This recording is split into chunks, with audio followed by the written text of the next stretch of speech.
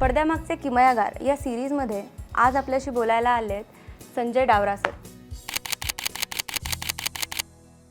95% प्रोडक्शनची जे लोक असतात ते ॲक्टर होण्यासाठी आलेले असतात. हरिश्चंद्राची फॅक्टरी हा पहिला मराठी सिनेमा तुम्ही केलात, पण मला असं वाटतं तुम्ही सुरुवातच हिंदीतून केलीत. मग आताही तुम्हाला मराठी सिनेमा करावासा का वाटतो?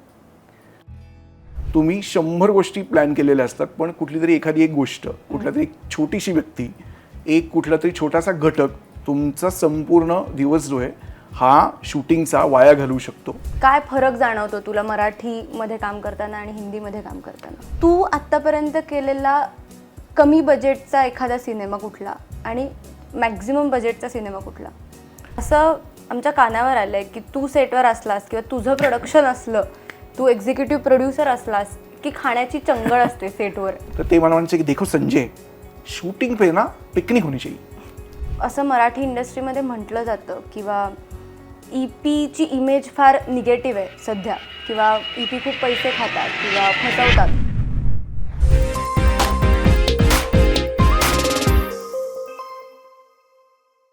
संजय डावरा हे गेली 18 वर्ष फिल्म इंडस्ट्रीमध्ये एक्झिक्युटिव्ह प्रोड्युसर म्हणून काम करतात. Executive producer, line executive, producer ही नावं आपण नेहमी वाचत असतो जे ते काम करतात, पण त्यामागे कसं काम चालतं, ते काय करतात हे आपल्याला माहीत नसतं. हरिश्चंद्राची फॅक्टरी, मुंबई पुणे मुंबई, मितवा, लंपन आणि आत्ता रिसेंटली आलेल्या तिघी अशा अनेक मराठी हिंदी सिनेमांसाठी किंवा OTT प्लॅटफॉर्मवरच्या सिरीजसाठी त्यांनी एक्झिक्युटिव्ह प्रोड्युसर म्हणून काम केलं आहे. तर जाणून घेऊयात त्यांच्याकडनं त्यांची गोष्ट. तर संजय दादा, माझा पहिला प्रश्न तुला हाच आहे की एक्झिक्युटिव्ह प्रोड्युसर म्हणजे काय? एक्झिक्युटिव्ह प्रोड्युसर, कार्यकारी निर्माता, निर्मिती प्रमुख अशी अनेक नावं आहेत त्याला. म्हणजे मराठीत, हिंदीत, इंग्रजी, हॉलिवूड सिनेमांमध्ये टर्मचं नाव वेगळं आहे, पण कामाचं स्वरूप जे आहे ते साधारण सारखंच असतं. म्हणजे एक्झिक्युटिव्ह प्रोड्युसर, निर्मिती प्रमुख, कार्यकारी निर्माता हा पडद्या मागे असल्यामुळे तो काय करतो, त्याची टीम काय करते हे पडद्यावर दिसत नाही, पण त्याच्या मागे जे जे चालतं त्याच्यात त्या सगळ्या मंडळींचा मोठा सहभाग असतो. अगदी थोडक्यात आणि सोपं करून सांगायचं असेल तर निर्माता, दिग्दर्शक, प्रोडक्शन डिझायनर, वेगवेगळे HOD, पोस्ट प्रोडक्शनचे स्टुडिओज, प्रोड्युसर, त्याची निर्मिती संस्था, हे सगळं एकत्र करण्यासाठी एक मोठं इन्फ्रास्ट्रक्चर लागतं, एक मोठी यंत्रणा लागते. बरोबर. आणि ही यंत्रणा म्हणजे एक्झिक्युटिव्ह प्रोड्युसर. अच्छा. किंवा एक्झिक्युटिव्ह प्रोड्युसर आणि त्याचा संच म्हणजे ही सगळी यंत्रणा. मी अगदी सोपं सांगायचं तर एक सर्कशीचा एक मोठा तंबू असतो आणि त्याच्यात अनेक छोटे छोटे छोटे तंबू असतात आणि त्या तंबूंना धरणारे, तोलून ठेवणारे असे पोल असतात, बांबू असतात. तर तो मधला जो खांब असतो तो एक्झिक्युटिव्ह प्रोड्युसर असतो, अगदी सोपं सांगायचं तर. आणि मग त्याच्याबरोबर त्याची टीम असते. म्हणजे निर्माता एक्झिक्युटिव्ह प्रोड्युसरला काम देतो आणि मग एक्झिक्युटिव्ह प्रोड्युसर त्या सिनेमाचा आवाका काय आहे, त्या प्रोजेक्टचा आवाका काय आहे, त्याचं स्केल काय आहे, तो किती मोठा आहे, त्याच्या क्रूची संख्या काय आहे, त्यानुसार त्या सिनेमासाठी किंवा त्या प्रोजेक्टसाठी किंवा त्या OTT सिरीजसाठी किती लोक लागणार याची निवड करतो. आपण ते ओघानं पुढे पुढे बोलूच, पण अगदी साधं सोपं सांगायचं तर हा जो सर्कशीचा तंबू आहे त्यातला मधला खांब जो आहे हे प्रोडक्शन आहे. वा. एक्झिक्युटिव्ह प्रोड्युसर हा फक्त बजेटिंग बघतो की बाकी पण गोष्टी मॅनेज करतो? बजेट ही सुरुवात आहे. त्याला म्हणजे अगदी पुन्हा एकदा सोप्या शब्दात सांगायचं तर एकदा गोष्ट तयार झाली की एखादा लेखक किंवा दिग्दर्शक निर्मात्याकडे जातो, किंवा कधी कधी असं होतं की निर्माता कुठली तरी गोष्ट निवडतो आणि मग तो दिग्दर्शकाकडे जातो की ही गोष्ट आहे आणि आम्हाला ह्याच्यावर आता सिनेमा करायचा आहे किंवा वेब सिरीज करायची किंवा TV शो करायचा आहे किंवा ॲड फिल्म करायची आहे. तर त्याच्यानंतर लगेच जो पहिला माणूस लागतो हे सगळं करण्यासाठी तो एक्झिक्युटिव्ह प्रोड्युसर. अच्छा. एक्झिक्युटिव्ह प्रोड्युसर काय करतो, एकदा गोष्ट तयार झाली, त्याचा एक दिग्दर्शक तयार झाला, निर्माता असेल ज्याला आम्ही प्रोडक्शन उभं करणं म्हणतो किंवा प्रॉडक्ट ग्रीनलिट होणं म्हणतो, ते एकदा झालं की एक्झिक्युटिव्ह प्रोड्युसरचं काम सुरू होतं. तर जी संहिता आहे त्या संहितेनुसार त्याचं बजेट तयार करणं हे पहिलं काम आहे. पण जे बजेट तयार केलं जातं ते प्रॉडक्ट संपेपर्यंत, त्याची फर्स्ट कॉपी निर्माण होईपर्यंत किंवा तो सिनेमा रिलीज होईपर्यंत जी मॅनेजमेंटची आणि एक्झिक्युशनची प्रोसेस लागते, ती सगळी जबाबदारी पण एक्झिक्युटिव्ह प्रोड्युसरचीच असते. अच्छा. कधी कधी याची विभागणी सिनेमाचा रिलीज जोपर्यंत आहे तोपर्यंत असते, कधी कधी याच्यात मार्केटिंग, PR, रिलीज, एक्झिबिशन या सगळ्या गोष्टींचा पण अंतर्भाव असतो. त्याआधी निर्माता तुम्हाला सांगतो की तुम्हाला सिनेमा पूर्ण करून द्यायचा आहे किंवा तुम्हाला सिनेमा रिलीज सुद्धा करून द्यायचा आहे. अच्छा. तर बजेट हा त्यातला फक्त पहिला भाग आहे. समजा मी एखाद्या फिल्मचं प्रोजेक्ट आहे किंवा OTTचं प्लॅटफॉर्मचं एखादी सिरीज आहे, त्याचं बजेट केलं 5 कोटी 10 कोटी, तर ती 10 कोटीची जी अमाऊंट आहे, ती जी रक्कम आहे, त्यानुसार त्या सिनेमाला लागणाऱ्या अनेक घटकांसाठी त्याचं डिव्हिजन करणं, त्या लोकांना ते बजेट पुरवणं आणि शेवटच्या दिवसापर्यंत ते जस्टिफाय करणं बजेट, हे देखील एक्झिक्युटिव्ह प्रोड्युसर आणि त्याच्या टीमचं काम असतं. म्हणजे पहिल्या दिवशी जर आपलं ठरलं की हा सिनेमा 10 कोटीमध्ये करायचा आहे, इतक्या काळात करायचा आहे, हे लोक असणार आहेत, हे त्याचे HOD आहेत, हे त्यातले कलाकार आहेत, ह्या त्याच्या सिस्टीम्स आहेत, हे स्टुडिओज आहेत आणि एवढा आपल्याकडे वेळ आहे, जो कालावधी साधारण 1 वर्षाचा असतो किमान, कदाचित तो जास्तही असू शकतो. तर पहिल्या दिवशी जर मी 10 कोटी बजेट केलं असेल तर मला शेवटच्या दिवशी, ज्या दिवशी सिनेमा रिलीज होतो, त्या दिवशी ती अमाऊंट जी आहे, जी 1 वर्षापूर्वी केली आहे किंवा 1.5 वर्षापूर्वी केली आहे, ती जस्टिफाय पण करायची असते. तर ही संपूर्ण यंत्रणा, मॅनेजमेंट आणि एक्झिक्युशन या अनुषंगानं बजेटचा पहिला दिवस आणि रिलीजचा पहिला दिवस इथपर्यंतचा जो प्रवास आहे, हा त्याच्यात अंतर्भाव केलेला आहे. वा. आणि तुम्ही लाईन प्रोड्युसर म्हणून पण काम केलंय. हो. मग लाईन प्रोड्युसर काय वेगळा असतो? थोडंसं मागे जातो की मी जेव्हा सुरुवात केली, 16-17 वर्ष झाली आता या गोष्टीला, तर तेव्हा मी मूळ पुण्याचा आहे आणि माझं नेटिव्ह जे ते दौंड आहे. मी दौंड गावातून मग पुण्यात आलो शिकण्यासाठी, मग पुण्यातच राहिलो आणि मग आत्ता मुंबईत कामाच्या निमित्तानं राहतो. तर मी दौंडवरनं जेव्हा पुण्यात आलो तेव्हा त्या काळात 2005, 6, 7ला हिंदी सिनेमांचं खूप चित्रीकरण पुण्यात व्हायचं आणि जे हिंदी सिनेमाचे लोक आहेत त्या काळात ते स्टुडिओ सिस्टीममधनं बाहेर आले होते आणि दे were looking for live locations, की खरे लोकेशन्स जे आहेत त्याच्यावर शूट करूयात, कारण तोपर्यंत तो ट्रेंड यायला लागला होता. जे पूर्वी स्टुडिओमध्ये सेटअप करून करायचे त्याच्या बाहेर तेही यायचे ते. सो मी ज्या काळात शिकत होतो पुणे युनिव्हर्सिटीमध्ये, त्याच काळात पुण्यात काही लोक होते जे हिंदी सिनेमांसाठी पुण्यात चित्रीकरण करून द्यायचे, त्याला लोकेशन मॅनेजर असं म्हणायचे आणि मग त्याची एक मोठी टीम असायची. तर ते हिंदी सिनेमे जे होते ते पुण्यात किंवा पुण्याच्या परिसरात, सह्याद्रीच्या घाटांमध्ये, वेस्टर्न महाराष्ट्रामध्ये, गोव्यामध्ये करून देणारी जी एक टीम होती, जी एक यंत्रणा होती, त्याचा मी एक छोटासा भाग झालो आधी. आणि मग माझ्या लक्षात आलं की हे सगळं करून देणं म्हणजे लाईन प्रोडक्शन, म्हणजे संपूर्ण सिनेमा नाही, संपूर्ण सिनेमाचा एक भाग किंवा एक शेड्यूल किंवा एक विशिष्ट जबाबदारी हे करणारा जी व्यक्ती असते त्याला लाईन प्रोड्युसर म्हणतात. आणि एक्झिक्युटिव्ह प्रोड्युसर कधी कधी संपूर्ण सिनेमासाठी एक किंवा एकापेक्षा जास्त लाईन प्रोड्युसर अपॉइंट करतो. सो त्या काळात आमच्याकडे जे सिनेमे व्हायचे, नितीन देसाई जे ज्येष्ठ कला दिग्दर्शक आहेत ते खूप काम आणायचे आमच्याकडे. ते स्वतः मराठी असल्यामुळे त्यांना या पुणे, भोर, वाई, सातारा, तापोळा, महाबळेश्वर, गोवा अशा जागा माहीत होत्या. मग ते आम्हाला कामाला लावायचे की तुम्ही हे शोधा, ते शोधा, यांना हे पाहिजे, त्यांना ते पाहिजे. सेटअपचा खर्च वाचवण्यासाठी आणि एकतर खर्च वाचवण्यासाठी, दुसरं म्हणजे योग्य पद्धतीचं लोकेशन जे आहे ते योग्य पद्धतीनं दिसण्यासाठी जे लोकेशन्सची गरज होती त्या काळात. मी नावं सांगतो सिनेमांची म्हणजे लगेच कळेल. म्हणजे मी जेव्हा आलो तेव्हा स्वदेशची तयारी सुरू होती, लगान एकीकडे सुरू होता, रायझिंग होता, शहीद भगतसिंग होता, खाकी होता.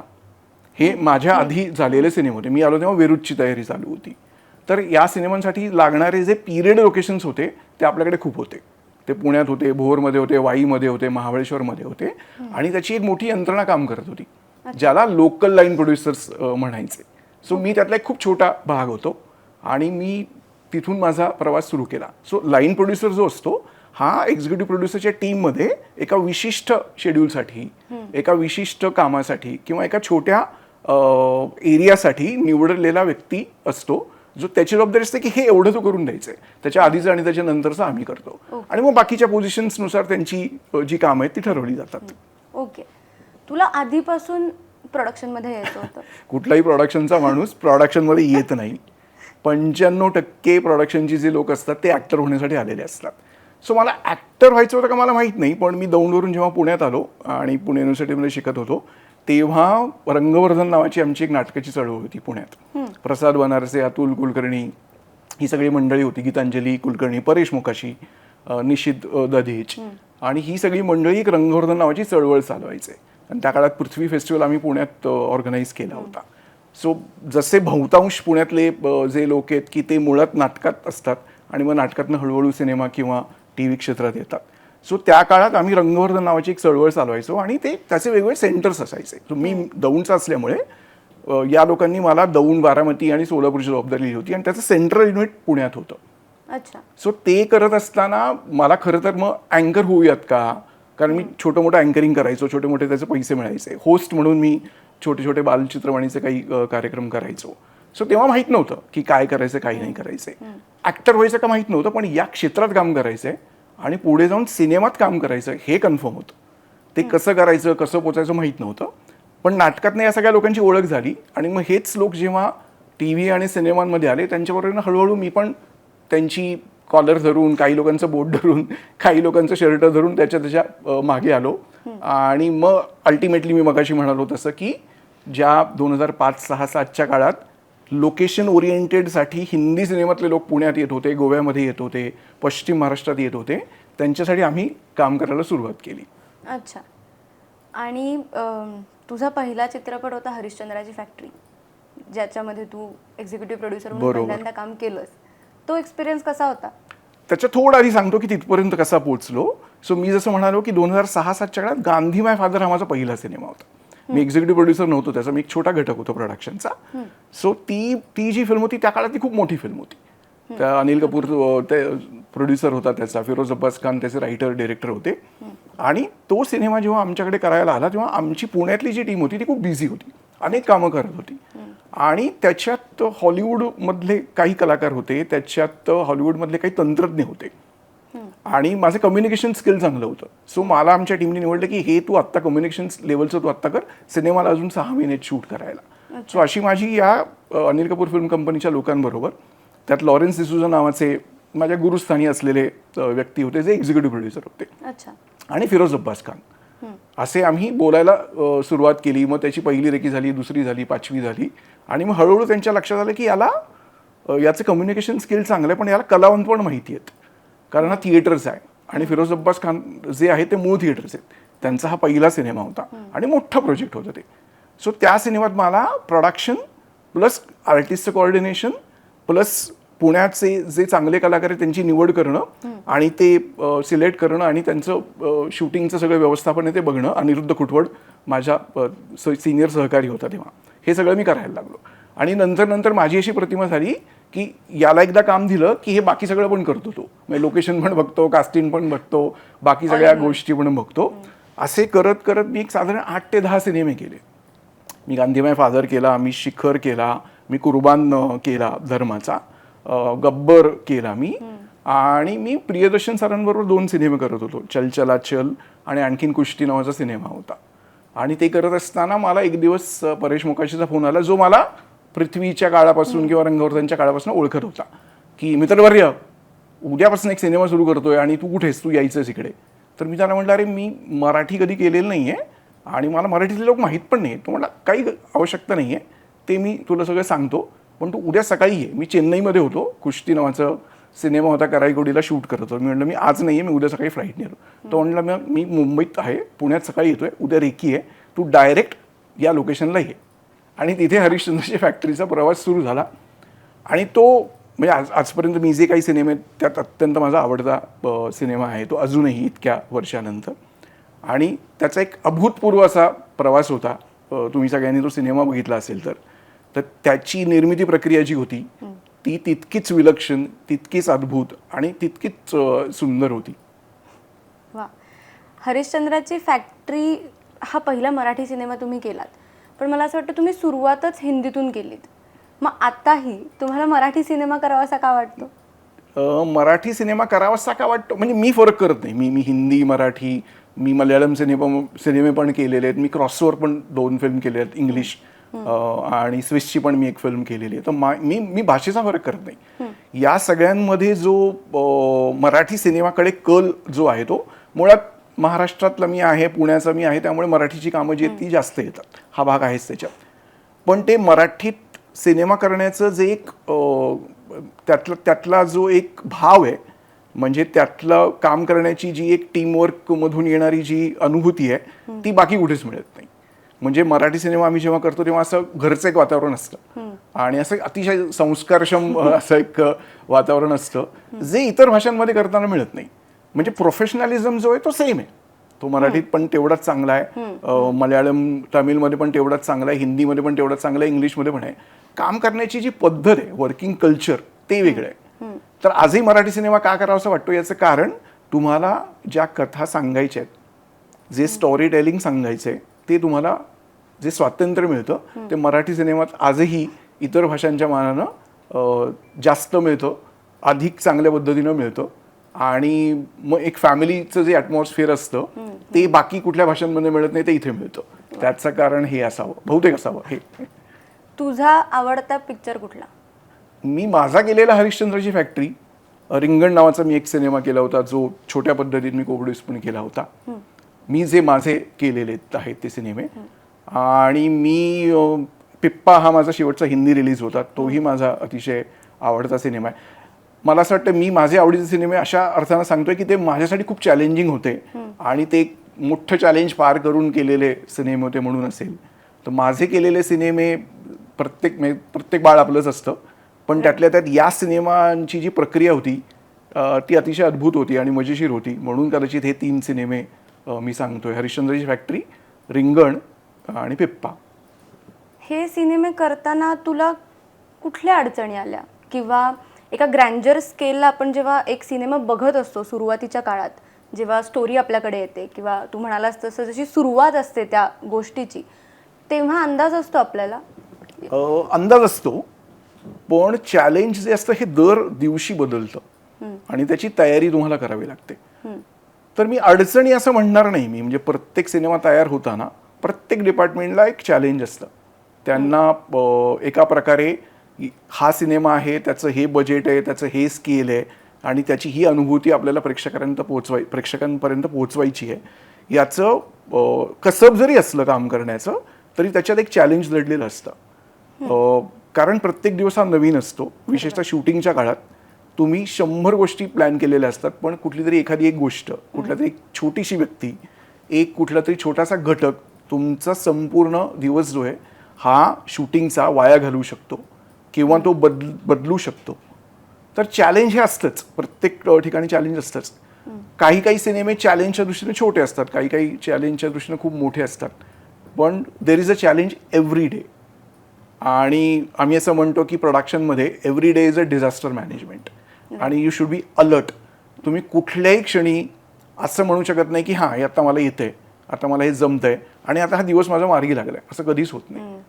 पुढच्या क्षणी काहीतरी चॅलेंज आलेलं असतं आणि त्या चॅलेंजची मानसिक तयारी आपल्याला सतत ठेवावी लागते आणि ते ओव्हरकम करण्यासाठी काय काय असू शकतात, plan A, B, C, D असे सगळे तुमच्यापर्यंत तयार असावे लागतात. कुठल्याही क्षणी तुम्ही असं रिलॅक्स होऊ शकत नाही की नाही हे मला आत्ता येतं आणि हे मार्गी लागलं, असं कधीच होत नाही. असा कुठला किस्सा आठवतोय तुला एखाद्या सेटवरचा की हा तुझ्या लक्षात राहिला? असे अनेक आहेत, पण असा पटकन आठवेल. मी पिप्पा नावाचा सिनेमा करत होतो आणि पिप्पा ही गोष्ट जी ती इंडिया पाकिस्तान बांगलादेशचं जे वॉर होतं 1972चं, त्याचा सिनेमा आहे. राजा कृष्ण मेनन त्याचा डिरेक्टर होता आणि रॉय कपूर फिल्म, सिद्धार्थ रॉय कपूर त्याचा प्रोड्युसर होता. आम्ही पहिलं शेड्यूल पंजाबमध्ये करत होतो. म्हणजे प्रोडक्शनला काय करावं लागतं किंवा काय प्रकारे कुठलाही प्रसंग तुमच्यासमोर उभा राहू शकतो आणि त्याच्यातनं तुम्हाला मार्ग काढावा लागतो, त्याच्यासाठी हा छोटासा किस्सा सांगतो की आम्ही पंजाबमध्ये गुरु नानक युनिव्हर्सिटी आहे, तिथे आम्ही शूटिंग करत होतो आणि हा कोविड नंतरचा काळ होता आणि आम्ही तिथे जेव्हा शूटिंग करत होतो त्याच्या आधी जे काही सिनेमे पंजाबमध्ये शूट केलेले होते हिंदी, त्या सगळ्या तिथल्या संघटना आणि जो समाज आहे त्यांना एक हिंदी सिनेमाविषयी असा एक आकस आणि अडी आणि असा राग होता. याचं कारण उडता पंजाब नावाचा सिनेमा तिकडे येऊन गेला होता आणि त्यांचं असं म्हणणं होतं की तुम्ही हिंदीवाले जे लोक आहात ते पंजाबी लोकांची आणि पंजाबी आस्थेची कायम चेष्टा करता किंवा तुम्ही सतत आम्ही वाईट ड्रगिस्ट आहोत अशा प्रकारचं वातावरण दाखवता. आणि याची बॅकग्राऊंड आम्हाला माहीत होती, पण आम्ही त्या युनिव्हर्सिटीमध्ये जेव्हा काम करत होतो त्याच्यात ईशान खट्टर आणि मृणाल ठाकूरचा एक सिक्वेन्स होता. आम्ही त्या मैदानात त्याचं शूटिंग करत होतो आणि आम्हाला कळलंच नाही. आम्ही सकाळी 10-10:30ची वेळ होती. पहिला सीन आमचा झाला होता, दुसरा सीन आमचा झाला होता. ईशान आणि मृणालचा बुलेटवरचा सीन होता. ते आम्ही शूट करायला गेलो आणि असं मला दिसलं की डावीकडनं एक 100, 200, 300 लोक चालत येत आहेत ज्यांच्या हातात तलवारी आणि काठ्या आहेत. आणि आम्हाला कळेना काय, आम्हाला असं वाटलं की त्या युनियनचं काहीतरी असेल, त्या संघटनेचं काहीतरी असेल किंवा कॉलेजचं लोकेशन आहे तर त्यांचं काही असेल, किंवा मला आधी असं वाटलं की त्यांचा कुठला तरी डे आहे त्याच्यासाठी हे येत असावेत. आणि हळूहळू आमच्या लक्षात आलं की ते आमच्याकडे चाल करून येत आहेत. आणि बंटू सिंग नावाचा आमचा तिथला लोकल लाईन प्रोड्युसर होता आणि कोणीतरी आम्हाला येऊन सांगितलं की शूटिंग थांबवावं लागणार आहे तुम्हाला. तर आम्ही म्हटलं का, आमची परमिशन आहे, आमचं सगळं तयार आहे आणि आजच्या दिवसात हा सिक्वेन्स आम्हाला करायचा आहे. ते म्हणे नाही, तुम्हाला शूटिंग थांबवावं लागणार, तुम बॉलिवूडवाले ऐसे हो, तुम इंडियन फिल्मवाले ऐसे हो, असं म्हणत एक जण त्यांचा जो काही मुखिया होता तो आला आमच्याजवळ आणि तो म्हणाला की हे सगळं बंद करा, इथे काही होणार नाही. प्रोडक्शनचा पहिला नियम आहे, काहीही झालं तरी शूटिंग थांबता कामा नाही आणि कुठल्याही गोष्टीला नाही म्हणायचं नाही. आम्ही पटकन असा निर्णय घेतला की आधी कलाकारांना व्हॅनिटी व्हॅनमध्ये जाऊ देत, जे HOD आहेत त्यांना थांबू देत, आम्ही बोलणं करतो आणि 5-10 मिनिटात परत सुरू करू, असं म्हणून मी त्यांच्याशी बोलायला गेलो. आणि ते असे धिप्पाड 7-8 फुटी, त्यांच्या हातात तलवारी, काठ्या, म्हणजे मला आत्ता सांगताना मजा येते पण त्यावेळेस असा घाम फुटला होता. आणि ते असे बोलायला लागले माझ्याशी की आप निकल जाओ यहाँ से, आप बॉलिवूड वाले ऐसे हो, आप बॉलिवूड वाले ऐसे हो. आणि नंतर माझ्या लक्षात आलं एक 5 मिनिटानंतर की एक 500 लोकांचा गराडा मला आणि ते बंटू जे त्यांना बसलेला आहे. आमच्या युनिटचे सगळे लोक गेले होते आणि त्याच्याशी हां भाईसाहेब वैसे करते, हां भाईसाहेब वैसे करते असं मी बोलत असताना मध्येच तो जो बंटू होता माझा सहकारी तो बोलायला लागला आणि मी इकडे तिकडे बघितलं तर कोणीच नव्हतं. ते 500 लोक तलवारी आणि काठ्या घेऊन आणि आम्ही दोघं असे मध्ये उभे आहोत. आणि आता काय करायचं, तर क्षणभर मला असं वाटलं की निघून जावं इथून. तर मला बंटू बाजी म्हणाले संजय बाजी निकलना नहीं है, संजय बाजी निकलना नहीं है, यहीं रुके रहना है, नहीं तो बड़ी मुसीबत हो जाएगी, बड़ी मुसीबत हो जाएगी. मी म्हटलं ओके. बापरे. आणि मग काय करायचं, तर तो मुखिया जो होता मी त्याच्या जवळ गेलो आणि त्याला म्हणालो आपको क्या दिक्कत है, मैं आपको स्क्रिप्ट दिखाता हूँ कि हम लोग क्या कर रहे हैं वो दिखाता हूँ, ये एक देशप्रेम की कथा है. आणि त्याला मी बोलूच दिलं नाही. पुढचे 5 मिनिटं मी बोलत होतो आणि मला लक्षात आलं की नंतर तो हळूहळू निवळला आणि तो मला म्हणाला अच्छा चलो स्क्रिप्ट दिखाओ. तो म्हटलं चलो मैं आपको स्क्रिप्ट दिखाता हूँ पर यहाँ नहीं वो वहाँ पे. असं म्हणून आमचा जिथे बेस होता तिकडे त्याला घेऊन गेलो. ते 500 लोक माझ्या मागे आले आणि इकडे परत शूटिंग सुरू झालं. असे अनेक किस्से आणि अनेक गोष्टी आहेत. मी आत्ता किस्सा वाटतोय तो, पण कुठलंही प्रोडक्शनचा दिवस आणि ठरलेलं शूटिंग कुठल्याही कारणाने थांबवता येत नाही, कारण त्याच्या मागे लाखो करोडो रुपये लावलेले असतात. आणि असे चॅलेंज प्रोडक्शनला येतात. त्याची तयारी मानसिक आणि शारीरिक नाही पण मानसिकदृष्ट्या असेल तर तुम्ही सगळ्या गोष्टींना ओव्हरकम करू शकता. वा. आणि असं म्हटलं जातं की तू खूप कूल असतो सेटवर. तुला नाही येत टेन्शन, तुला नाही भीती वगैरे वाटत काही? एकेकाळी वाटायची, अजूनही वाटते, पण मी दाखवत नाही ती. म्हणजे शूटिंगचा प्रत्येक दिवस कुठल्याही इतकी वर्ष काम करून सुद्धा मी आता 22, 23, 24 सिनेमे केले. अजूनही शूटिंगचा जो दिवस असतो त्याच्या आधी जी रात्र असते पहिली ती कुणीही झोपत नाही, मी पण झोपत नाही. आणि दुसऱ्या दिवसापासून हळूहळू मग 30 मिनटं, 40 मिनटं, 50 मिनटाची झोप यायला लागते. तर भीती वाटते, त्याचं प्रेशरही असतं. पण आता इतकी वर्ष काम करून मला एक लक्षात आलेलं आहे की आपण जर रागावलो, आपण जर ओव्हर रिॲक्ट केलं किंवा आपण जर आवाज चढवला तर मग त्याचा परिणाम जो आहे तो जास्त वाईट होतो. त्यापेक्षा जर आपण शांत राहिलो आणि कुठल्याही परिस्थितीचा मुकाबला शांतपणे आपण करत राहिलो तर मग बाकीच्या टीमला त्याचा खूप फायदा होतो. आणि हे मी कामातनं शिकलो आहे. मी म्हणजे मला असं म्हणतात की तू खूप कूल हेडेड आहेस आणि बर्फ ठेवून येतोस तू, पण मला असं लक्षात आलं की त्याचा फायदा खूप होतो.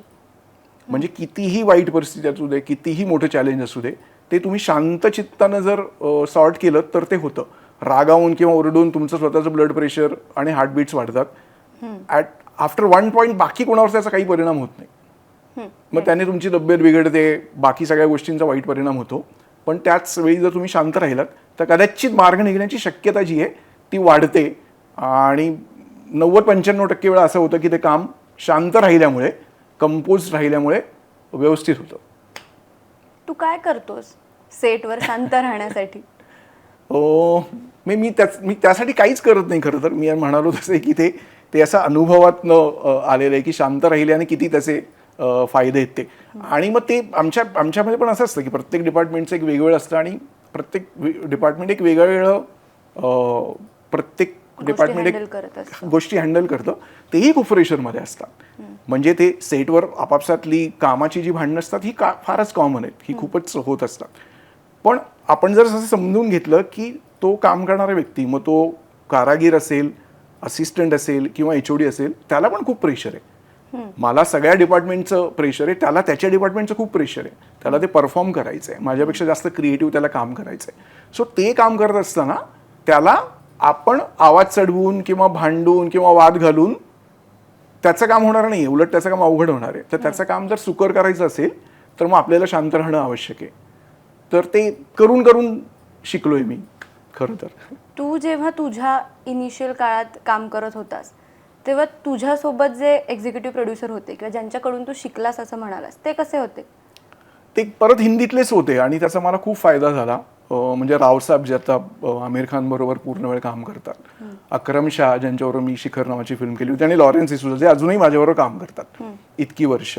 या सगळ्या लोकांना बघून आणि त्यांच्याकडून शिकून मी माझं स्वतःचं एक पर्सनल डेव्हलपमेंट, कामाची पद्धत, एक्झिबिशनची पद्धत शिकलो. आणि मग मी जेव्हा मराठीमध्ये आलो तेव्हा मराठीमध्ये मी यायच्या आधी माझी हिंदीच्या स्केलची तयारी असल्यामुळे मला खरं तर खूप सोपं गेलं इकडचं काम. मला मराठीतले लोक नावाने माहीत नव्हते किंवा मी त्यांच्यावर काम केलं नव्हतं, पण ते करायला मला 2-3 महिने सुद्धा लागले नाहीत. पण बाकी मी हिंदीमध्ये काम केल्यामुळे मला त्याचा प्रचंड फायदा झाला. कारण मी आत्ता जे 10 करतोय ते मी 100 लेवलला ऑलरेडी केलं होतं. फक्त माझी आता पोझिशन बदलली होती. मी जे एक असिस्टंट म्हणून काम करायचो, लाईन प्रोड्युसर म्हणून काम करायचो किंवा UPM म्हणून काम करायचो, ती जबाबदारी माझी एक्झिक्युटिव्ह प्रोड्युसर म्हणून झाली होती. हा त्यातला फरक होता. पण कामाचा आवाका आणि स्केल जी आहे ती मी त्याच्यापेक्षा कितीतरी पटीनं मोठी बघितली होती. त्यामुळे मला ते सोपं गेलं. आणि थँक्स टू मी जी आत्ता नावं सांगितली या लोकांना बघून आणि त्यांच्याकडे शिकून मला ते सहजी करता आलं. आणि माझ्याबरोबर अजूनही त्यावेळेस जे काम करायचे, रणजित असेल, नितीन असेल, त्या काळात जे एक्झिक्युटिव्ह प्रोड्युसर म्हणून काम करायचे, हे अजूनही चांगलं काम करतातच. आणि म्हणजे मला जर विचाराल तर मराठीत जे एक्झिक्युटिव्ह प्रोड्युसर काम करतो आणि त्याची जी निष्ठा आणि त्याची जी कमिटमेंट असते ही काही अंशी जे हिंदी सिनेमे तयार होतात किंवा इतर भाषांमध्ये सिनेमे तयार होतात त्यापेक्षा ती इंटिग्रिटी जी आहे ही अधिक चांगली असते आणि अधिक सजग पण असते, असं मी नक्की म्हणेन. तुला मराठी आणि हिंदी या दोन्ही प्लॅटफॉर्म्समध्ये तू आता काम केलंयस, तुझा काय अनुभव आहे? काय फरक जाणवतो तुला मराठीमध्ये काम करताना आणि हिंदीमध्ये काम करताना? आपण मगाशी म्हणालो तसं की एक फरक जो आहे तो कल्चरचा फरक आहे सगळ्यात मोठा. राईट. म्हणजे वर्किंग कल्चर जे आहे ते मी आता हॉलिवूड इंडस्ट्रीमधल्या लोकांबरोबर काम केलं आहे, हिंदीमध्ये पण मी करतोय, मराठीमध्ये. वर्किंग कल्चरचा फरक आहे.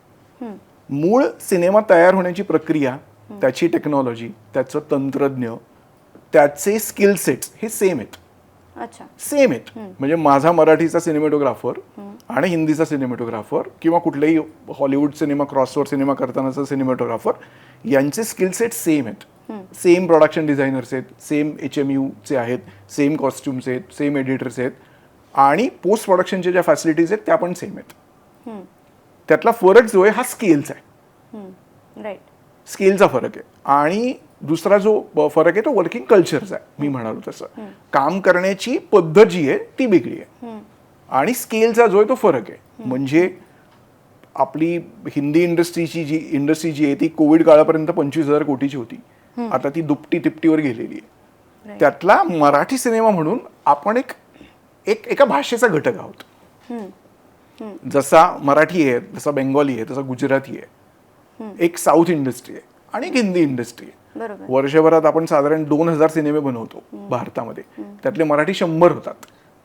म्हणजे आपण टक्केवारीनुसार 5% सिनेमे बनवतो जर आपण टक्केवारीचा विचार केला तर अर्थातच मग त्यामुळे स्केलचा जो फरक आहे तो येतो. पण बाकी कल्चर आणि स्केल हे 2 भाग सोडले तर मराठी काय हिंदी काय कुठलीही रिजनल भाषा काय किंवा हॉलिवूड काय, काम करण्याची पद्धत आणि स्किल सेट जे आहेत ते सेम आहेत. आणि तू लंपन किंवा मानवत मर्डर सारख्या सिरीज पण केल्यास, तर सिनेमा आणि सिरीजमध्ये काही फरक असतो? खूप फरक आहे प्रोडक्शनसाठी. हो, खूप फरक आहे. काय होतं की सिनेमा जेव्हा आपण करतो तेव्हा एक दिग्दर्शक जो कॅप्टन असतो शिपचा, एक निर्माता ज्याने सगळं उभं केलेलं असतं तुमच्या पाठीमागे, याच्या पलीकडे मला कुणाकडेही कुठल्याही अप्रुव्हलसाठी, कुठल्याही पद्धतीच्या कोऑर्डिनेशनसाठी, कुठल्याही पद्धतीच्या कम्युनिकेशनसाठी जावं लागत नाही. अच्छा. जेव्हा तुम्ही OTT प्लॅटफॉर्म किंवा TV किंवा स्टुडिओ बेस्ड काम करता तेव्हा त्यांची सुद्धा यंत्रणा तुमच्याबरोबर सामील होते, कारण ते त्या प्रॉडक्टचे ओनर असतात. म्हणजे मी आता लंपन आणि मानवत मर्डर्स सोनी लिव्हसाठी केला, एक झीसाठी आम्ही आत्ता एक करत आहोत, तर ते इनिशिएट करतात, ते आपल्याला प्रोजेक्ट कमिशन म्हणून देतात. सो त्यांची एक मोठी यंत्रणा त्याच्यात इन्व्हॉल्व होते. तर सगळ्यात मोठा फरक हा आहे की तुम्ही आधी एक निर्माता, एक प्रोड्युसर आणि तुम्ही ठरवून सगळ्या या गोष्टी करायच्या. त्या परिघाच्या बाहेर एक आणखी एक मोठं परिघ आत्ता आहे, जे OTT प्लॅटफॉर्म, त्यांची टीम, स्टुडिओचे लोक आणि त्यांच्या ज्या काही टेक्नॉलॉजीज आहेत, त्यांच्या ज्या काही यंत्रणा आहेत, याच्या बरोबरीनं तुम्हाला काम करावं लागतं. बाकी काम करण्याची पद्धत आहे ती तीच आहे. OTT साठी काम करतानाचे काही किस्से आहेत तुझे या सिरीजच्या शूटच्या वेळेचे? मी कम्पॅरेटिव्हली OTTचं काम सिनेमांपेक्षा कमी केलं आहे. माझा पर्सनल आवडता जो प्रकार आहे तो लॉंग फॉर्मॅट आहे, म्हणजे सिनेमा आहे तो. पण त्याचे अनेक किस्से आहेत. म्हणजे आत्ता मी खूप वर्षानंतर मी आधी अग्निहोत्र नावाचा शो केला होता स्टार प्रवाहासाठी, आणि मग त्याच्यानंतर बऱ्याच वर्षांनी मी लंपन केलं. मधल्या काळात मी हिंदी सिनेमेच करत होतो. तर त्यावेळेस इनिशियली जेव्हा निपुणनी मला सांगितलं की असा असा शो करायचा आहे आणि निर्मात्यांनी सांगितलं की असा असा शो करायचा आहे, तर मला ते असं वाटलं की चला हे पण आपण करून बघूयात. आणि सोनी लिव्हची अतिशय चांगली टीम आणि त्यांची यंत्रणा आमच्या पाठीमागे उभी होती. तर त्याच्यात असं कुठलंही चॅलेंज नव्हतं आणि आमचा अत्यंत आवडता कंटेंट होता लंपनचा, जो लेखकांनी दिला होता लिहून, आणि निपुणचं पण ते अत्यंत आवडतं प्रोजेक्ट होतं. तर त्याचे चॅलेंज वगैरे काही नव्हते, पण त्याची जी टेक्नॉलॉजी आणि त्याची जी पोस्ट प्रोडक्शनची प्रक्रिया आहे ही मी पहिल्यांदा केली. म्हणजे एरवी एक सिनेमा एकसंध तयार करून आपण देतो, पण हे करताना तुम्हाला एपिसोडिक काही गोष्टी द्याव्या लागतात. त्यांची वेगळी टेक्नॉलॉजी असते, त्याच्या वेगळ्या यंत्रणा असतात. त्या सगळ्यातनं ते पुढे पुढे पुढे जात तुमचा अंतिम एपिसोड जो आहे तो तिथपर्यंत जातो. हा फरक त्याच्यात होता. आणि मग त्याचे अनेक धमाल किस्से आहेत. म्हणजे अनेक वर्षानंतर असं झालं की हरिश्चंद्रची फॅक्टरी आणि रिंगणची मी मगाशी नावं घेतली, तेव्हा जे एक फॅमिली ॲटमॉस्फिअर होतं, तसं अनेक वर्षानंतर मला लंपन आणि मानवत मर्डर्स या दोन्हीमध्ये अनुभवायला मिळालं. सो त्यात चॅलेंज असं काही नव्हतं, पण एक संघ टीम एका विशिष्ट काळासाठी एकत्र येऊन जी एका अर्थानं धमाल करते आणि एक मॅजिक क्रिएट करते, त्याची अनुभूती या दोन्ही प्रॉडक्टनी आम्हाला दिली, सगळ्यांनाच दिली. आणि ते दोन्ही सुपरहिट शो आहेत. मानवत मर्डर्सचा आता दुसरा सीझन पण येतोय, आणि त्या सोनी लिव्हची जी टीम आहे, आमची जी टीम होती, आशिष बेंडे दिग्दर्शक, निपुण धर्माधिकारी दिग्दर्शक, आम्ही बॅक टू बॅक ते दोन शो केले. तर त्या दोन्ही शोजचा माझा जो अनुभव आहे हा तोच आहे जो मला हरिश्चंद्रच्या फॅक्टरीच्या वेळेस मिळाला, जो रिंगणच्या वेळेस मिळाला, जो मला मधुर भंडारकरचे सिनेमा करताना मिळतो नेहमी, की एक फॅमिली असते आणि एक फॅमिली म्हणून आम्ही काम करतो. आणि मला असं वाटतं की आपण एक हॉबी म्हणून काम करतोय, ही फॅमिली आपली आहे आणि आपल्याला हॉबी आपली जी आहे ती हॉबी सर्व करण्यासाठी कोणीतरी आपल्याला पैसे देत आहे, मानधन पण देत आहे, अशी धमाल. राईट. आता मधुर भांडारकरांचं नाव काढलंसच तू, त्यांच्यासोबत काम करतानाचा अनुभव कसा होता तुझा? खूपच चांगला. म्हणजे मधुर हा माझा फॅमिली आहे. म्हणजे मी त्याला अरे तुरे पण म्हणू शकतो, मी त्याला काही म्हणू शकतो, एवढा माझा हक्काचा माणूस आहे तो. तर मला वाटतं रिंगणची आम्ही तयारी करत होतो आणि सिनेमाचं शूटिंग संपलं होतं, आणि एक दिवस, आणि त्याच्या आधी मी अनेक मराठी सिनेमे केले होते. मी देख तमाशा देख नावाचा हिंदी सिनेमा केला होता, आणि मला 2013-14 साली एकदा मधुर सरांच्या ऑफिसमधनं फोन आला की तुम्हाला मधुर सरांनी भेटायला बोलवलं आहे, तर अशी फिल्म सर करतात आणि तुम्हाला एक्झिक्युटिव्ह प्रोड्युसर म्हणून काम करायला आवडेल का? तर मी मनात म्हटलं वाय नॉट. आणि तर मी म्हटलं मी इंडिपेंडंट काम करतो, फ्रीलान्स काम करतो, मी कंपनीसाठी कुठल्या काम करत नाही, माझ्या कामाची ती पद्धत आहे, कारण मला एकाच वेळेस अनेक गोष्टी करता येतात, तर तसं चालेल ना तुम्हाला, हे फक्त सरांना विचारा. तर ते म्हणाले हो अगदीच अगदीच चालेल. इनफॅक्ट सर असं म्हणालेत की जर मराठीचा एक्झिक्युटिव्ह प्रोड्युसर असेल तर तो कोण चांगला आहे जरा चौकशी करा आणि अशा माणसाला बोलवा. अच्छा. तर त्यांच्या टीमने कदाचित त्यांना माझं नाव सांगितलं असेल. तर मी म्हटलं मी मराठीतला म्हणून तुम्ही मला बोलवताय? तर ते म्हणाले हो. मग म्हटलं मी मनातल्या म्हटलं ठीक आहे बघूया. मग मी पुण्यात होतो त्या दिवशी, दुसऱ्या दिवशी मी त्यांना मुंबईत भेटायला गेलो, तर त्यांनी मला पहिल्या वाक्यात हेच सांगितलं की ये देख ये फिल्म है, मैं 3-4 साल के बाद फिल्म कर रहा हूँ. त्या सिनेमाचं नाव इंदू सरकार, आणि ही पिरियड फिल्म आहे, खूप चॅलेंजिंग फिल्म आहे. तर माझं साकलाने वर्षानुवर्ष, ते स्वतः मराठी आहेत पण त्यांनी मराठी सिनेमा कधी केला नव्हता, बरोबर. ते असं मला म्हणाले की माझं साकलने की मराठीतला निर्मिती प्रमुख एक्झिक्युटिव्ह प्रोड्युसर ज्या पद्धतीनं बजेट प्लॅन करतो त्या पद्धतीची ही फिल्म आहे आणि म्हणून मी तुला बोलवलेलं आहे. बर. आणि ते तसंच झालं. मी त्यांना म्हटलं की ठीक आहे आपण काम करायला सुरुवात करूयात. तर ते मला पहिले 10-15 दिवस सतत चेक करत होते कि इतना ही बजट है, ये इसका इतना ही है, उसका उतना ही, ये तू करेगा ना, वो तू वर्क करेगा ना. तर मी म्हटलं हाँ मैं करके देता हूँ, आप मुझे थोड़ा टाइम दो, मैं आपको बना के देता हूँ और उस हिसाब से हम लोग बात करते हैं. आणि मग त्याचे काही काळानंतर मी त्याचं एक बजेट तयार केलं. तर ते म्हणाले की तू मी जे पैसे तुला दिले तेच तू डिस्ट्रीब्यूट केलेले आहेत, पण हे करणार कसं आहेस तू? तर मी म्हटलं ते मी करतो, त्याची तुम्ही काळजी करू नका. त्या दिवसानंतर सिनेमा तयार होईपर्यंत त्यांनी मला एकदाही कुणाला किती पैसे देतोयस, कसे ठरवलेस, काय केलंस हे विचारलं नाही. आणि तो सिनेमा आम्ही त्याच बजेटमध्ये केला. तो सक्सेसफुल पण झाला आणि त्याच्यानंतरचे 4 सिनेमे जे आत्तापर्यंत त्यांनी केलेत ते सगळे मी केले. वा. So he is a family. हीच मला वाटतं तुझ्या कामाची पावती आहे. तू तुझा आवडता दिग्दर्शक कुठला? माझे म्हणजे मी ज्या लोकांबरोबर सिनेमे केलेत ते तसे सगळेच आहेत. प्रत्येक दिग्दर्शकाची काम करण्याची वेगळी पद्धत असते आणि त्यातनं तुम्हाला अनेक गोष्टी शिकता येतात. तर पर्सनली मी आत्ता आशुतोष गोवारीकरांबरोबर काम करतोय. ते मला दिग्दर्शक म्हणून खूपच आवडतं. त्यांनी ज्या प्रकारचं काम केलं आणि ज्या प्रकारचं काम पुढे आम्ही आता एकत्र करायचा प्लॅन करतोय. मधुर भंडारकर हा अत्यंत फ्रिकी, अत्यंत जॉली, अत्यंत फॅमिली माणूस आहे. त्याच्या सेटवर असं वाटतं की आपण कुठल्या तरी पार्टीसाठी एकत्र आलेलो आहोत आणि ती पार्टी एन्जॉय करण्यासाठी काय काय करायचं असं दिवसभराचं काम असतं. सो त्याची त्याची त्याची त्यासाठी ख्याती पण आहे या सगळ्या काम करण्याच्या पद्धतीमध्ये. मी हरिश्चंद्रची फॅक्टरी नावाचा सिनेमा परेश बरोबर केला. तो माझा अत्यंत आवडता दिग्दर्शक आहे. त्याची म्हणजे आम्ही त्याला परेशत्व असं म्हणतो, त्याच्या प्रत्येक लेखनाला किंवा त्याच्या प्रत्येक कामाच्या प्रक्रियेला. त्याच्याबरोबर मी आणखीन यावर्षी एक सिनेमा करतोय. तो आम्ही अजून अनाऊन्स केला नाही, तो कळेलच तो, पण तो आम्ही एक सिनेमा करतोय. मी निर्माता म्हणून उमेश कुलकर्णी आणि गिरीश कुलकर्णी बरोबर काम केले. त्यांचं काम मला प्रचंड आवडतं. ज्या पद्धतीचं ते माझी खंत असते उमेशकडे नेहमी की तो सिनेमे करत नाही, 5-10 वर्षात एक सिनेमा करतो. ते काही लोक आहेत. पेप्पा नावाचा मी सिनेमा केला राजा कृष्ण मेनन, ज्यांनी आधी एअरलिफ्ट नावाचा सिनेमा केला होता, शेफ नावाचा सिनेमा केला. त्यांची कामाची पद्धत, त्यांची इंटिग्रिटी ही वेगळी आहेत. सो एक असं नाव नाही सांगता येणार, पण जे दिग्दर्शक आहेत त्यांची प्रत्येकाची एक वेगवेगळी शैली आहे. बरोबर. मला माझ्या सुदैवानं प्रोडक्शनमध्ये जे एरवी होत नाही, प्रोडक्शन म्हणून तुम्हाला तुमचे प्रोजेक्ट चूज नाही करता येत. तुम्हाला जे येतं त्यातनं जे काही येते घ्यावं लागतं. बरोबर. पण सुदैवानं एखाद दुसरा अपवाद वगळला इतक्या वर्षात, तर जे अत्यंत आवडीचं काम आहे किंवा जे अत्यंत आवडीचे लोक आहेत, अत्यंत आवडीचं स्टोरी टेलिंग आहे असं आपल्याला करावंसं वाटेल, ते मला मिळत गेलेलं आहे आणि हे सगळे त्याचे मानकरी आहेत. आणि तू आता म्हणालास की मधुर भांडारकरांनी तुला बोलवलं ह्यासाठी की बजेटिंग कसं करायचं हे माहिती असतं. तर तू आत्तापर्यंत केलेला कमी बजेटचा एखादा सिनेमा कुठला आणि मॅक्झिमम बजेटचा सिनेमा कुठला? आता म्हणजे दरवर्षी 6-7% महागाई वाढते. सो तो विचार आपण सोडून देऊ, कारण त्यावेळेसचं बजेट आणि आत्ताच्या बजेटमध्ये फरक आहे. पण संख्या म्हणून मला असं वाटतं की मुंबई पुणे मुंबई 1 मी केला होता सतीश राजवाडेंचा. मीरा एंटरटेनमेंट त्याचे प्रोड्युसर होते. तो 94 लाखात केला होता. अच्छा. आणि त्याचं बजेट वाढून 98 लाखात सिनेमा झाला होता.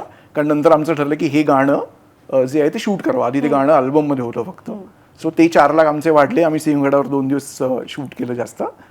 तर मला असं वाटतं की संख्या म्हणून सगळ्यात स्वस्त सिनेमा जो आहे, स्वस्त म्हणण्यापेक्षा कमी जो आहे तो एक होता. रिंगण हा असा प्रकारचा सिनेमा होता. त्याची प्रक्रियाच वेगळी होती. म्हणजे मकरंद माने हा आमचा अतिशय जवळचा मित्र होता आणि अनेक वर्ष आम्ही त्याच्याबरोबर असिस्टंट म्हणून काम करत होतो. त्याला पहिल्यांदा असं वाटलं की मी सिनेमा दिग्दर्शित करावा आणि मग आम्ही त्याचे जे मित्र होतो ते उभे राहिलो. आणि तो खूपच कमी पैशांमध्ये आम्ही सिनेमा केला होता आणि आम्ही कोणाचेच आमचं मानधन घेतलं नव्हतं. पण सगळ्यांचे सगळे व्यवस्थित पैसे देऊन मुंबई पुणे मुंबई 94 लाख आणि पिप्पा 74 कोटी. ओ, पिप्पा जो होता हा Maximum 74 budget. कोटीचा होता फर्स्ट कॉपी त्याची आणि 94 लाख मुंबई पुणे मुंबई. पण काम सेम असतं. म्हणजे जे काम मी मुंबई पुणे मुंबई 1 साठी केलं तेच काम मी पिप्पासाठी पण केलं. जनरली असं मराठी इंडस्ट्रीमध्ये म्हटलं जातं किंवा ईपीची इमेज फार निगेटिव्ह आहे सध्या, किंवा ईपी खूप पैसे खातात किंवा फसवतात अशा कॉन्टेक्स्टमध्ये. तर खरंच असं आहे का? काही प्रमाणात आहे. ईपीला हे केलं जातं? काही प्रमाणात आहे. काय होतं म्हणजे मी कुणाला दोष देणार नाही किंवा त्या व्यक्तीनं असं काय केलं असं म्हणणार नाही. त्याच्या 2-3 गोष्टी आहेत. म्हणजे काय होतं की तुम्हाला विशेषतः रिजनल सिनेमामध्ये काम करताना एक विशिष्ट बजेट दिलेलं असतं आणि त्या बजेटमध्ये तुमचे जे पैसे असतात ते अगदीच तुटपुंजे असतात. सो कधी कधी असं होतं की प्रोडक्शनची टीम आहे आणि याच्यात फक्त प्रोडक्शन नाही, बाकीचे डिपार्टमेंट्स आहेत ते पण आहेत त्याच्यात. त्यांना असं वाटतं की अरे मला 2 पैसे जास्त मिळायला पाहिजेत. आणि जर तुमचा प्रोड्युसर किंवा तुमचं प्रोडक्शन हाऊस पहिल्यांदा काम करत असेल, दुसऱ्यांदा काम करत असेल, तर त्यांच्या नकळत काही अशा गोष्टी केल्या जातात. या गोष्टींसाठी नाव खराब होतं का? तर होतं, नक्की होतं. पण मला असं वाटतं की एकदा तुमचं प्रोडक्शनमध्ये नाव खराब झालं की मग ते परत तसं उभं राहत नाही. सो मी काम करत असताना किंवा मी माझ्या टीममध्ये जे काही इतकी वर्ष काम करतात त्यांना आम्ही असं प्रत्येक प्रोजेक्ट सुरू व्हायच्या आधी एकत्र येऊन एकमेकांना सांगतो की हे सिनेमाचे पैसे आहेत, हे आपले पैसे आहेत, आता याच्यात बेस्ट आपल्याला हे करायचं आहे. तर आम्ही काय करतो, म्हणजे माझी पद्धत अशी आहे की कुठलाही निर्माता, दिग्दर्शक किंवा प्रोडक्शन हाऊस जेव्हा माझ्याकडे अप्रोच करतं की हा सिनेमा आहे आणि त्याचं एवढं बजेट आहे, तर आता तुझं जे रेम्युनरेशन आहे ते हे, तर मी त्यांना असं म्हणतो की तुम्ही माझं रेम्युनरेशन आहे ते तुम्ही जे ठरवलं ते मान्य आहे मला. मला असं वाटतं की मला एवढं याचं रेम्युनरेशन मिळालं पाहिजे आणि तुम्ही ज्या पैशामध्ये सिनेमा प्लॅन केला आहे त्या पैशामध्ये सिनेमा करण्याची जबाबदारी माझी आहे. म्हणजे शेवटी काय आहे की प्रत्येकाला त्याचं घर चालवायचं आहे. जे सिनेमा क्षेत्रात काम करतात त्यांना हेच एक क्षेत्र असतं जे काम येतं आणि त्याच्यातनं त्यांचं घर चालतं. सो आम्ही काम करताना थोडं असं करतो की ठीक आहे, तुम्ही जे म्हणताय, तुम्ही मला म्हणताय की 8 रुपये, मी म्हणतोय 10 रुपये, पण ते वरचे 2 रुपये कव्हर करून देण्याची जबाबदारी किंवा 2 पेक्षा 4 रुपये सेव्ह करून देण्याची जबाबदारी माझ्या टीमची आहे आणि त्यांचं ते स्किल सेट आहे. सो ते फिट करण्यासाठी जे जे लागेल ते आम्ही करू. आणि बहुतेक सिनेमांमध्ये असं होतं की आम्ही जे पहिल्या दिवशी बजेट केलेलं असतं ते शेवटच्या दिवशी 99% वेळा असं झालेलं आहे की ते जस्टिफाय आम्ही केलेलं आहे. तर ही प्रवृत्ती म्हणून चुकीची आहेच, पण मला असं वाटतं की तुम्हाला तुमचं घर चालवण्यासाठी, तुमच्या टीमच्या सगळ्या ज्या गरजा आहेत त्या फुलफिल करण्यासाठी तुम्ही काय पद्धतीनं काम करता, त्या काम करण्याच्या पद्धतीचा विचार किंवा त्याचा फॉर्मॅट किंवा त्याच्या स्टेजेस बदलल्या तर तुम्हाला तेवढेच पैसे मिळू शकतात जे तुम्हाला इतर वेळी इकडून तिकडून 2-4 पैसे जे मिळतात ते. असा माझा स्वतःचा अनुभव आहे. ॲज अ प्रोड्युसरही तू काम केलंयस, तर प्रोड्युसर म्हणून बघताना चांगला ईपी कसा ओळखायचा? मी जेव्हा प्रोड्युसर म्हणून, मी अगदीच थोडी कामं केली प्रोड्युसर म्हणून, पण त्याचा ईपी मीच असतो कारण माझं ते बेसिक स्किल आहे ईपी म्हणून जे काम करायचं ते. पण जेव्हा प्रोड्युसर म्हणून माझ्याकडे लोक बघतात की हा ईपी आहे, तर मला असं वाटतं की एकतर अनुभव बघतात की यांनी काय केलंय, काय पद्धतीचं काम केलंय. आणि शक्यतो असं होतं सिनेमा क्षेत्रामध्ये की एक काम तुम्हाला दुसरं काम मिळवून देतो. म्हणजे मी पहिला गांधी माय फादर नावाचा सिनेमा केला तेव्हा मला माहीत नव्हतं पुढे काय आहे, पण त्या सिनेमाचं काम बघून मला लॉरेन्स डिसूजा सरांनी, नितीन देसाई सरांनी, माझ्या पुण्याच्या टीमनी दुसरं काम दिलं, दुसरं काम बघून तिसरं काम दिलं, तिसरं बघून चौथं दिलं, असं होतं. आणि 90% कामं तुम्हाला ही कुणाच्या तरी रेफरन्सवरून, तुमचं काम बघून, तुमच्याबद्दलचा चांगला भाग ज्या लोकांना माहिती आहे त्यांच्याकडे बघून दिला जातो. आणि मग काही काही फॉर्मॅट्स असे असतात की त्याला एक विशिष्ट प्रकारचं स्किल लागतं. म्हणजे मी आता इंडिया प्रोड्युसर म्हणून यावर्षी एक फ्लाय लिटिल बर्ड्स नावाची फिल्म केली आहे. सो मी जेव्हा विचार करतो की त्यांनी मला का निवडलं असेल, तर मला असं वाटतं की त्यांनी हे बघितलं असेल की काय काय प्रकारचं या माणसाने आधी काम केलेलं आहे. सो ते तुमचं आधीचं जे काम आहे, तुम्ही काय पद्धतीचं काम केलंय तसं केलंय. प्रोडक्शनमध्ये काय होतं की प्रोडक्शनमध्ये येण्यासाठी कुठलीही स्किल लागत नाही विशिष्ट, पण तुमच्याकडे जे स्किल आहे त्याचा वापर प्रोडक्शनमध्ये होऊ शकतो. राईट. सो तुम्ही जेवढे मल्टी टॅलेंटेड असाल, तुम्ही जेवढं जास्त क्रिएटिव्ह काम केलं असेल, त्याची माहिती असेल, काम जरी नसेल केलं तरी प्रोडक्शनमध्ये तुम्ही फक्त निर्मिती, मॅनेजमेंट किंवा एक्झिक्युशन याच्यापर्यंत थांबू शकत नाही. एकेकाळी तसं होतं. एकेकाळी जेव्हा स्टुडिओ सिस्टीम होती तेव्हा फक्त मॅनेजमेंट प्रोडक्शनकडे असायचं. अच्छा. आता तुमच्याकडे एक सामूहिक जबाबदारी असते. तुम्हाला जे बजेट आहे ते पहिल्या दिवसापासून शेवटच्या दिवसापर्यंत जस्टिफाय करायचं असतं. त्यासाठी तुम्हाला सिनेमा क्षेत्रात काम करणारे सगळे जे फील्ड आहेत बाकीचे, त्या सगळ्या लोकांना तुमच्या बजेटमध्ये तो सेम रिझल्ट आणण्यासाठी पर्याय द्यावे लागतात. ती जबाबदारी तुमची असते. मग ते पर्याय द्यायचे असतील तर तुम्हाला क्रिएटिव्ह करावं लागतं, तुम्हाला टेक्निकल करावं लागतं. म्हणजे सगळ्या डिपार्टमेंटचे जे लोक आहेत त्यांना त्यांचं एक पर्सनल स्किल असतं किंवा टीम स्किल असतं आणि तेवढं पुरेसं असतं. तसं प्रोडक्शनमध्ये होत नाही. प्रोडक्शनमध्ये तुम्हाला ते काम येत नाही, पण त्याची माहिती असावी लागते. सो काय टेक्नॉलॉजी आहे, काय प्रकारचे प्रोडक्शन डिझाईन्स असतात, काय प्रकारचे कॉस्ट्युम्स असतात, काय प्रकारचं पोस्ट प्रोडक्शनच्या फॅसिलिटी असतात, याची पूर्ण माहिती तुम्हाला असावी लागते. आणि डिपार्टमेंट कसं काम करतं, क्रिएटिव्ह साईड त्याची काय आहे ती. अनलेस यू अंडरस्टँड की त्यांची क्रिएटिव्ह साईड काय आहे, तुम्ही त्याचं एक्झिक्युशन नाही करू शकत. मग जेव्हा तुम्ही त्यांना पर्याय देता की माझ्याकडे 10 रुपये आहेत, तू मला 15 रुपये मागतोयस, पण 10 रुपयात कसं करायचं हे मी सांगतो तुला, without compromising the quality and your approach towards the work. So हे प्रोडक्शनमध्ये खूप महत्त्वाचं आहे. मी आधी म्हणालो तसं की तुम्हाला कुठलंही विशिष्ट स्किल लागत नाही. मी पण जेव्हा आलो तेव्हा माझं इतकं वय झालं होतं की मी सगळं अकॅडमिक्स सोडून आलो होतो किंवा मी करून झालो होतं माझं, तेव्हा माझ्याकडे काहीच नव्हतं शिकण्यासाठी. पण आपल्याकडे ज्या गोष्टी आहेत, प्रोडक्शनचा सगळ्यात चांगला आणि मोठा भाग आहे, तुमच्याकडे ज्या जनरल क्वालिटीज असतात त्या तुम्हाला प्रोडक्शनमध्ये आणता येतात आणि त्या क्वालिटीजचा वापर करून चांगलं प्रोडक्शन युनिटचा एक भाग होता येतं. तू जेव्हा सुरुवात केलीस तेव्हा तुझं वय काय होतं? मी खरं उशिरा आलो खूप. मी आयुष्यातला खूप वेळ वाया घालवला आहे. मी दौंडमध्ये असताना अकॅडमिक्स पूर्ण केलं आणि मग मी पुणे युनिव्हर्सिटीमध्ये आलो. आणि तो एक जो विशिष्ट काळ असतो ना की नक्की तुम्हाला काय करायचं आणि कुठे जायचं माहीत नसतं, हा माझ्यासाठी मोठा काळ होता. इतर लोकांसाठी तो काही ते 1-2 वर्ष असेल, 3 वर्ष असेल, माझ्यासाठी तो 5-6-7 वर्ष होता. सो मी जेव्हा चालू केलं काम तेव्हा मला माहित होतं की मी 5 वर्ष मागे आहे. आणि मी जसं जसं पुढे जायला लागलो माझ्या लक्षात आलं की ते 5 वर्ष कमी काही होत नाहीयेत ते. सो मी एक काळ असा आला माझ्या आयुष्यात की अरे आपण अजूनही 5 वर्ष मागेच आहोत, तर आपल्याला काहीतरी करायला पाहिजे. मग मी त्या अनुषंगानं काम करायला सुरुवात केली. मी अजूनही 5 वर्ष कव्हर केलेली नाही आहेत, पण 5 पैकी 4 वर्ष कव्हर केली आहेत असं म्हणायला हरकत नाही. पण हो, म्हणजे मी असं म्हणालो की ते तुमचे जे स्किल्स आहेत ते तुम्ही प्रोडक्शनमध्ये आणून प्रोडक्शनचा एक महत्त्वाचा घटक होऊ शकता. आणि तुझे असे काय स्पेसिफिक वर्किंग प्रिन्सिपल्स आहेत की सेटवर असताना मी ह्या गोष्टी आवर्जून करतो किंवा आवर्जून टाळतो? प्रत्येकाची काम करायची पद्धत वेगळी असते, तशी माझी पण वेगळी आहे आणि प्रत्येकाची पद्धत चांगलीच असते. मी असं म्हणणार नाही की याची पद्धत चुकीची किंवा त्याची पद्धत चुकीची, सगळ्यांची पद्धत चांगलीच असते. पण मी जेव्हा आधी लाईन प्रोड्युसर म्हणून किंवा लोकेशन मॅनेजर म्हणून हिंदी सिनेमे करायचो तेव्हा एक ऑब्झर्वेशन सतत डोक्यात चालू असायचं की अरे हे असं चांगलं दिसतंय, हे चांगलं होतंय, हे असं चांगल्या पद्धतीने करू शकतो. सो मी ते माझ्यापुरतं माझ्या मनातल्या मनात नोट करून ठेवायचो. आणि मी जेव्हा एक्झिक्युटिव्ह प्रोड्युसर झालो तेव्हा मी त्यातल्या सगळ्या बेस्ट गोष्टी ज्या होत्या त्या कशा आणता येतील आणि एक जनरल शूटिंग सिस्टीममध्ये किंवा फिल्म लाईनमध्ये एक आत्ता तसा नाही आहे तेवढा, पण त्या काळात एक डिसिप्लिनचा अभाव होता. अच्छा. मी ज्या काळात काम सुरू केलं 2008, 9, 10 साली.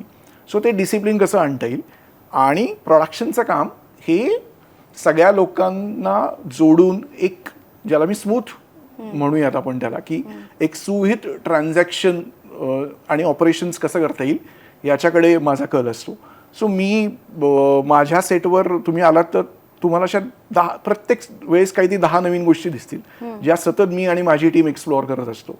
आणि माझ्या टीमच्या लोकांना जेव्हा शूटचे दिवस नसतात तेव्हा ते हेच करत असतात की हे या पद्धतीनं केलं तर आपण कदाचित या गोष्टी अधिक चांगल्या करू शकतो, या गोष्टी अधिक सीझन्ड करू शकतो. म्हणजे छोट्या छोट्या गोष्टी असतात की आता इतकं प्लास्टिक वापरलं जातं, तर माझ्या सेटवर आम्ही नो प्लास्टिक असं नाही करू शकलेलो अजून, पण आम्ही प्री प्रोडक्शनमध्ये नो प्लास्टिक करतो की ऑफिसमध्ये एकही प्लास्टिकची बाटली येणार नाही आणि पोस्ट प्रोडक्शनमध्ये पण स्टुडिओजमध्ये एकही प्लास्टिकची बाटली येणार नाही.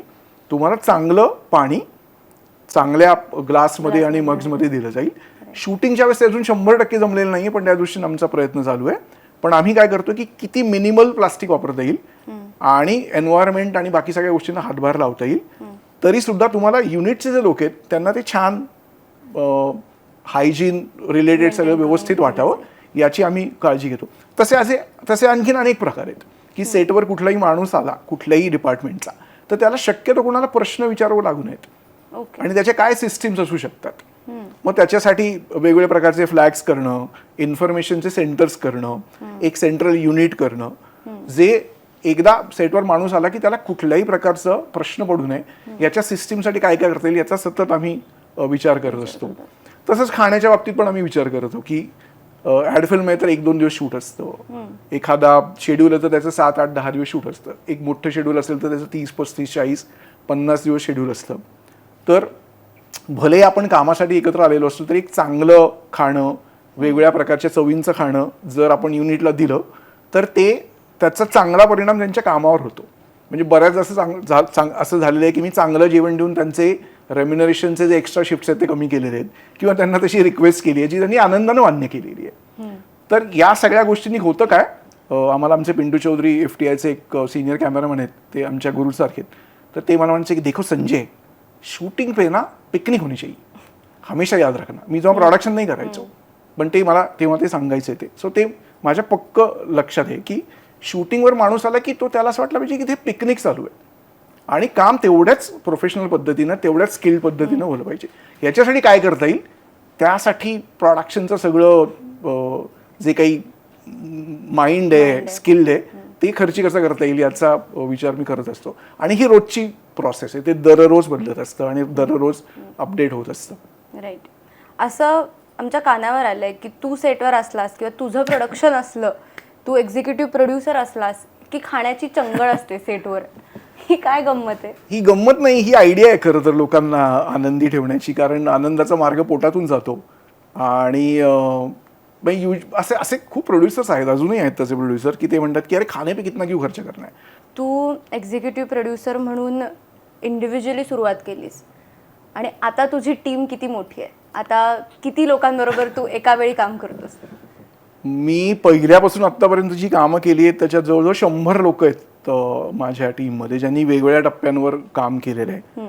आत्ताही माझी पुण्यात एक टीम आहे, माझी मुंबईत एक टीम आहे आणि माझ्यासाठी लाईन प्रोड्युसर्स काम करणारे नाशिकमध्ये आहेत, भोरमध्ये आहेत, गोव्यामध्ये आहेत, बेंगॉलमध्ये आहेत, काश्मीरमध्ये आहेत. प्रत्येक प्रोजेक्ट किती मोठं आहे, किती क्वांटम आहे, किती स्केल आहे त्याच्यानुसार काम करता येतं. म्हणजे मी 2 लोकांमध्ये पण सिनेमा केला आहे, कारण बजेट लिमिटेड असतं किंवा सोर्सेस जे असतात ते कमी असतात. आणि पिप्पाला माझी 42 लोकांची टीम होती, बापरे, कारण त्याला तशी गरज होती. तर त्या स्किलनुसार करतो. पण माझ्या टीममध्ये रेग्युलर काम करणारे आहेत आणि त्यात अनेक मुली आहेत, भन्नाट काम करतात. माझं पर्सनल असं म्हणणं आहे आणि ठाम विश्वास आहे माझा की कमाल काम करतात मुली. मी तुलना करत नाही आहे, पण कमाल करतात काम. तर माझी अवनीत नावाची एक मुलगी आहे, रीना आत्ता आली आहे, नाकिया नावाची मुलगी आहे, अंकिता नावाची मुलगी आहे. या मुली कमाल करतात काम. त्याच्याशिवाय आत्ता वर्षानुवर्षे माझ्या टीममध्ये काम करणारे त्रिलोक आहे, सुनील आहे, मिहीर आहे, प्रणव आहे, श्रेयस आहे, ऋषी आहे.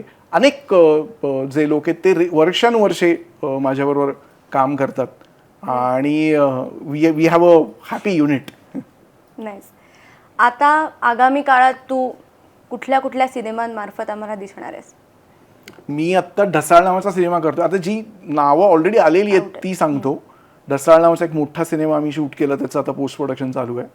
त्याचं या वर्षाखेरीस रिलीज होणार आहे. त्यात मी एक्झिक्युटिव्ह प्रोड्युसर म्हणून काम केलं आहे. मी आधी म्हणालो तसं मी एक को प्रोडक्शनमध्ये एक आत्ता फिल्म करतोय जी काही दिवसात अनाऊन्स होईल. ती मी प्रोड्युसर म्हणून एक करतोय. एक मी प्रोड्युसर म्हणून माझी महिब ढिल्लन नावाची को प्रोड्युसर आहे. आम्ही दोघं मिळून एक हिंदी सिनेमा करतोय, त्याचं अफसाने असं नाव आहे, जो सिनेमा आहे त्याचा एक पोर्शन आम्ही शूट केला, 2 पोर्शन अजून शूट करायचे आहेत आणि मला वाटतं पुढच्या वर्षीच्या मध्यापर्यंत तो सिनेमा तयार होईल. त्याचा मी को प्रोड्युसर आहे. आणि आत्ता आशुतोष गोवारीकरांबरोबर आम्ही एक मराठी सिनेमा करतोय जो झी स्टुडिओजबरोबर आम्ही करतोय आणि त्याची बहुतेक पुढच्या आठवड्यात त्याची अनाऊन्समेंट पण होईल, ज्याचं आता शूटिंग लगेच चालू होईल आणि वर्षाखेरीस तो सिनेमा तयार होईल आणि मला वाटतं 1 मेला पुढच्या तो रिलीज होईल. वा आणि थोडं इकडे तिकडे अजून बरंच काही काय काय चालू आहे. वा, मला खूप छान वाटलं तुझ्याशी बोलून, मजा आली. आय होप आपल्या सगळ्यांनाच एक्झिक्युटिव्ह प्रोड्युसर नक्की काय करतो आणि पोस्टरवरती त्याचं नाव का असतं हे कळालं असेल. तुला पुढच्या सगळ्याच तुझ्या प्रोजेक्टसाठी खूप शुभेच्छा. थँक्यू. आय होप आपण लवकरच भेटू परत. नक्की भेटूयात. तुम्हा सगळ्यांचे, आर्या, श्रद्धा आणि सौमित्र, मित्र म्हणे या सगळ्या टीमचं मी कौतुक अभिनंदन करतो. ते सतत खूप चांगलं काम करतात आणि आज मला पहिल्यांदा त्याचं भाग होता आलं. Thank you so much. Thank you so much. मित्र म्हणे लाईमलाईटवरचा पडद्यामागचे किमयागारचा हा एपिसोड तुम्हाला कसा वाटला हे नक्की सांगा. संजय दादासाठी काही प्रश्न असतील तर तेही सांगा, आम्ही नक्की उत्तरं देऊ. थँक्यू.